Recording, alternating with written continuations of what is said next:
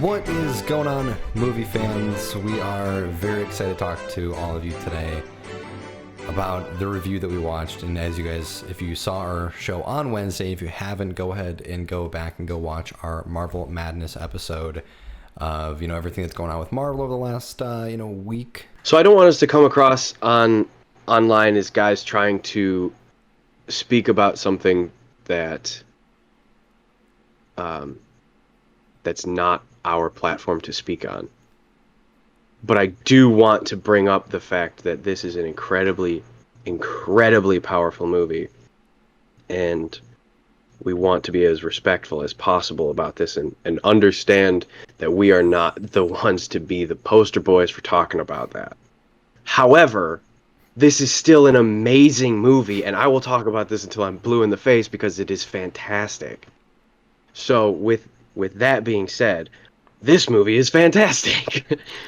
It's very clearly one of the best Marvel movies. I think this was the only one that was nominated for like a Best Picture at the Oscars.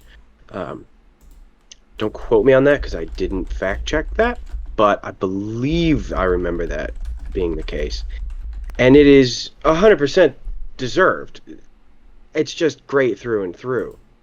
This is I was actually joking while we watched this. This has some of the best and some of the worst special effects, not to like dog it, but in the only area that I can even think of that might be considered a negative. There were just a couple like scenes. I remember a couple. There was like the train fight, and then I remember when they were putting the snow over his body. It was like very clearly not real snow, but then for the entirety of the rest of the movie, you're just sitting there in awe. It's just like, oh my god, this movie is amazing. And also, I don't know I don't know for sure, but I think in our Wednesday episode,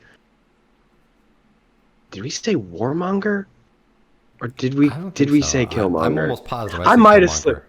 I think you did. I might have slipped in a Warmonger once or twice, but I just wanted to clear that up just to make sure that I am an idiot, but not a total idiot. At least he knows his mistakes and apologizes. I do. So if I did say Warmonger, my bad. I was talking about Killmonger. But yeah, man, I'm just so I don't go down a rabbit hole of gushing about this movie. What are you thinking?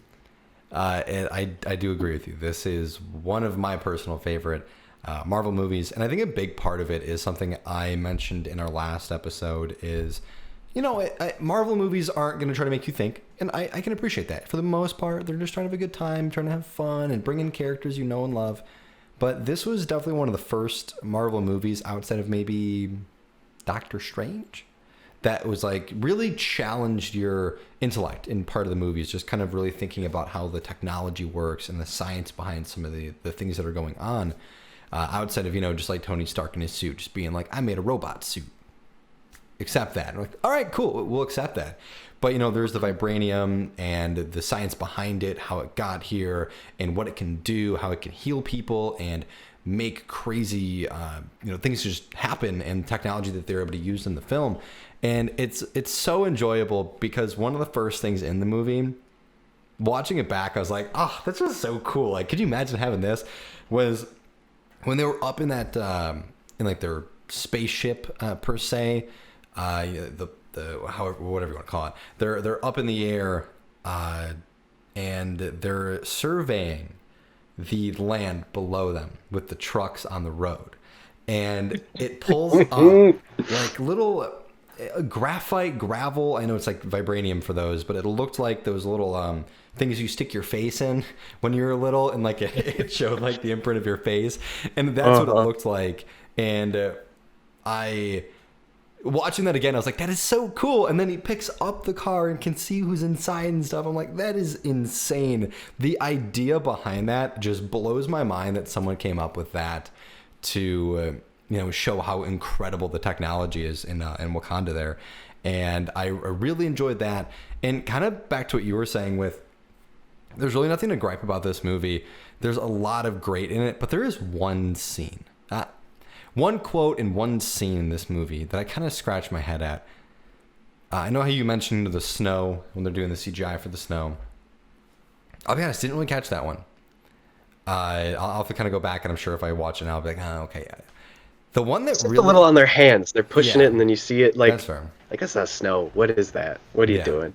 But it's so pedantic that it really Yeah, doesn't matter. it's the little things. And the one that got me was when Claw shot his arm cannon at the vehicle, and it explodes. And T'Challa, Black Panther, he is like jumping onto the wall of the building, totally fine with that part. But when it's exploding, it looks like video game graphics for like a second and a half. And I saw that and I was like, I'm shocked I've missed that so many times, because it looks a little goofy. Like, I'm like, they could have done better with that, I feel. And then the line that gets me every time I watch this movie is what are those? when they're in the lab, and I'm like, I hate this so much. And I will say though, before I toss it back to you, and you can kind of give us your thoughts here as well. Something I really appreciate that they did in this movie that a lot of Marvel movies kind of do. What I appreciate, because I'm a huge comedy fan, and they beat us over the head with comedy. Even Thor Ragnarok, Thor movies have been very serious films, and then Ragnarok was like slapstick humor all the time. I appreciate that. I love that. Black Panther, though, did it at the right moment. It was subtle. It wasn't too much outside of the what are those line. Everything else was victim of the times, I guess. Yeah.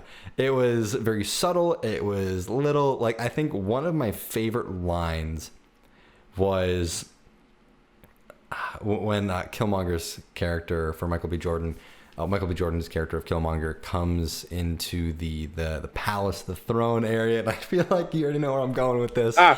And they're talking, and they find out that he is blood, and he's like, "Hey, Auntie." I'm like, that line gets me every time. I while watching it, even tonight, I went back 10 seconds to watch like 4 or 5 times. I'm like, that was such a great placed line, because he just has this like swagger about him, this just attitude that just destroys this movie, and just the little subtle lines like that I just loved. That, and then at the end of the film as well, the hell of a move. It's like it's a little comical, little like it's just I love that hell of a move line too, and we're gonna go back to the "Hey Auntie" line too, because that just shows you, like, they build up his character the whole movie of being this like ruthless, just absolute assassin, just murdered so many people. Every little scar he had was a kill. Gives Zaz a run for his money. Throwback to DC Week. But that was just like, sort of hits home how not emotional it is. How it's not like, oh my God, you're taking like, it's just business for him, man. So when it happens to him in that way, he's just like, hell of a move. Yeah, it was more for him, of that's respect. just business. Yeah. It's all business. Yeah. And so I like that. And then the "Hey Auntie" line, I think, wasn't that improvised? Isn't that on the list of like some of the best improvised Marvel lines? I think. Again, don't go. I really need to do research before this, because I'm just spouting random stuff out. He did ad-lib that line, yeah. Okay, that's what I thought. And that's oh just... my God, it's a good line. Goodness. Oh my gosh. Speaking of good lines, man, I wrote some down, because this movie, before I get into that, actually, another thing I want to talk about is just how bad ass they are. All of them. And not even like regular superhero, like jumping, fighting. Just some of the fight scenes in this movie. Straight up murder. Like Okoye. Oh my God, do not piss her off. She's just walking around just like, stab, you're dead, stab, you're dead. I'm going to kick you off a balcony, jump spear first, and land on top of you. And just another day at the office. Like, blew my freaking mind. And so, some of the lines that I wrote down here. Okay, so, it was the scene you were just talking about with the explosion with Claw and all that after the casino fight. Yeah. And he was like kind of being sarcastic, oh, mercy, mercy. And then T'Challa just strikes back with every breath you take is mercy from me.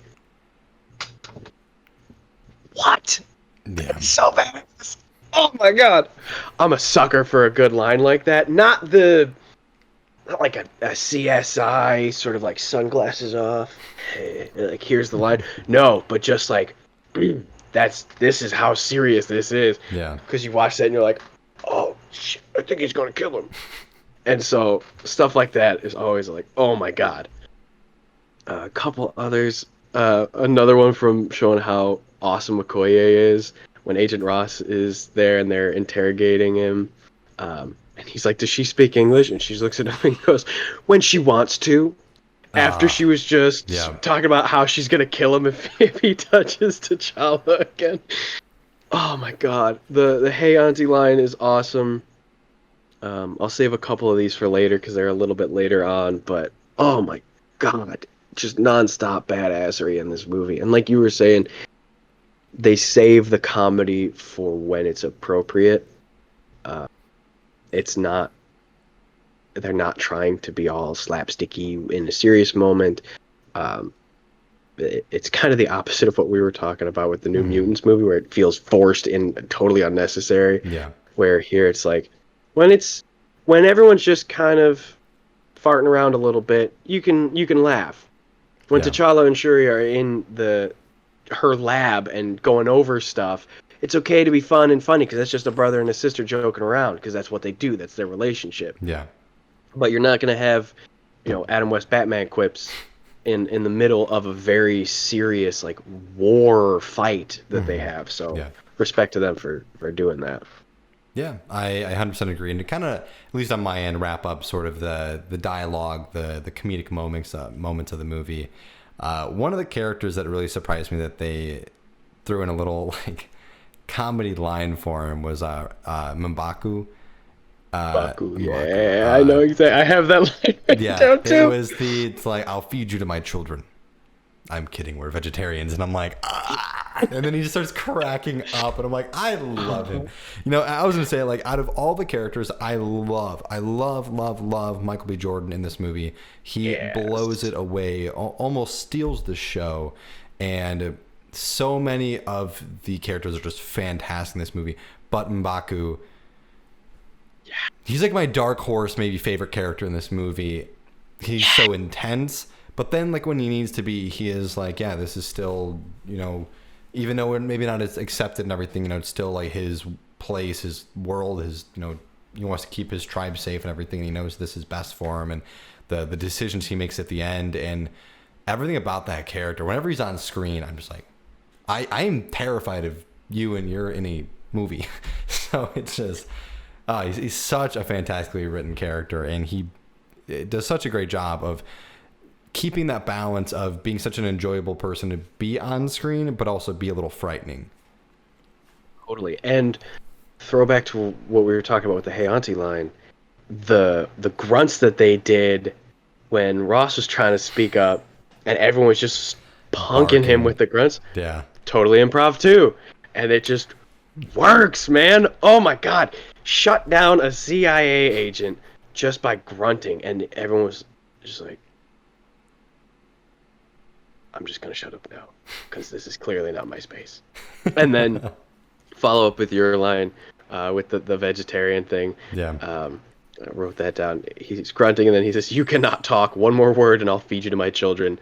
And then there's the long pause. I'm just kidding. We're vegetarian. God, such a good line. Just, love this movie, man. What else do I have? More about M'Baku. I am totally on the same page as you. He is Dark Horse for one of the best characters in this movie. Not that that's like going on a limb or anything, but I'm totally in that same boat as you. And we were talking about this in our regular episode for this week. We were saying there's like 4-ish people we could see possibly taking up the role of Black Panther. Ooh. Speaking of Dark Horses, he is like sort of down on that list, but that would be interesting because the obvious ones are like Shuri, his sister. If they can bring Killmonger back, because we saw him die, but we didn't see him like Buried and inescapably die. yeah, because I mean, even So it's go ahead. Sorry.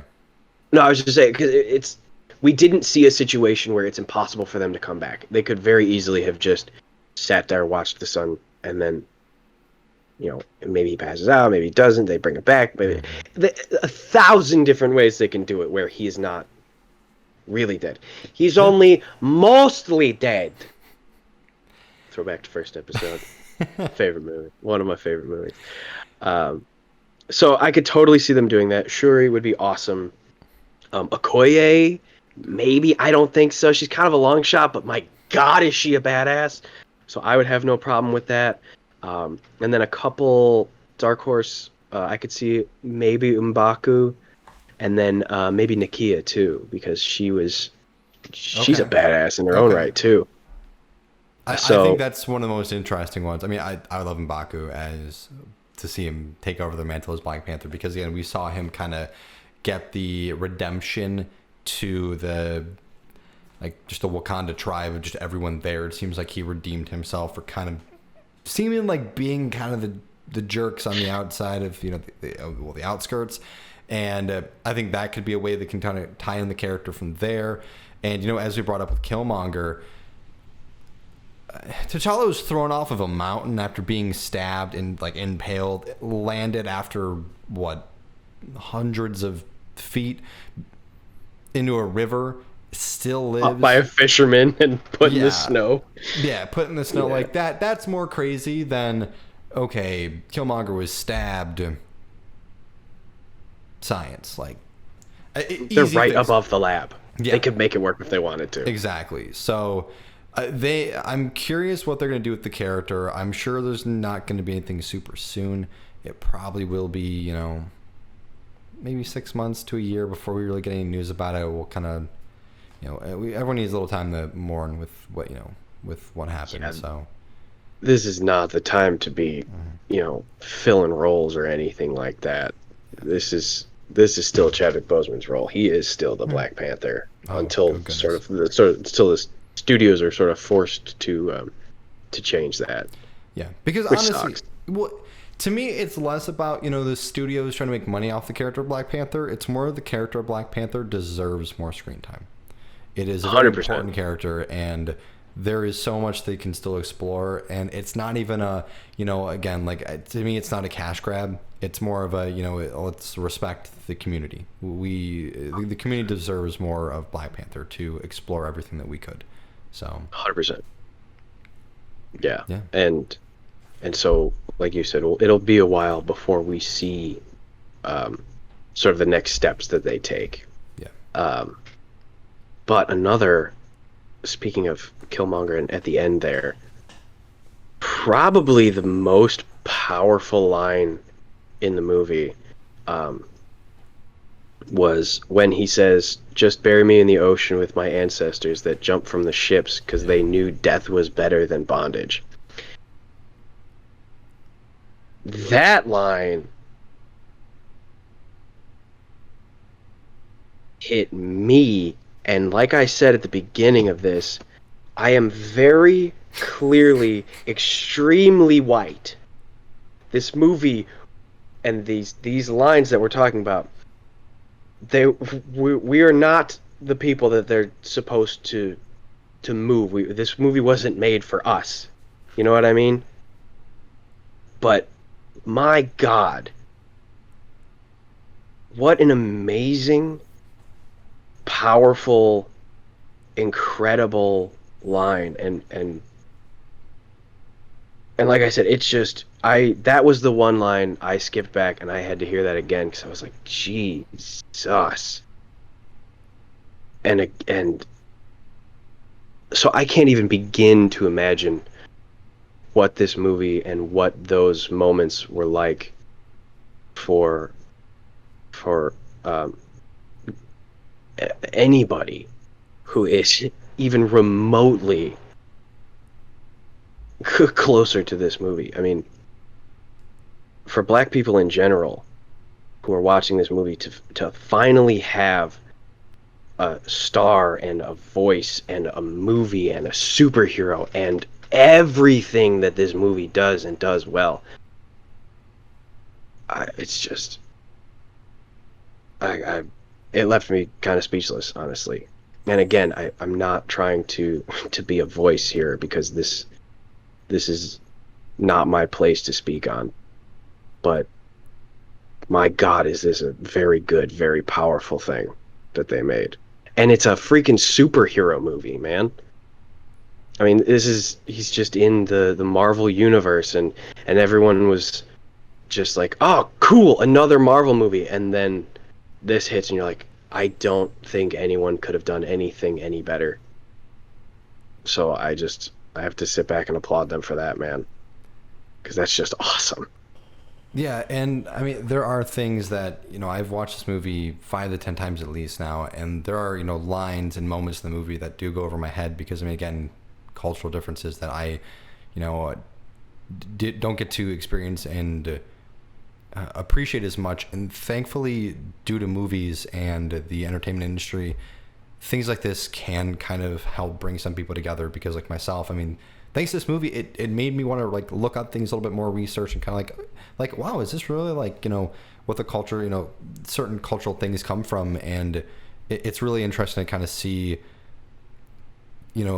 more of where things come from than just your own life, because everyone's really interested in knowing about themselves, their own background, history, ancestors, but then to take the time to get to learn about more people, it's always very nice. And it is crazy that a Marvel movie could do that.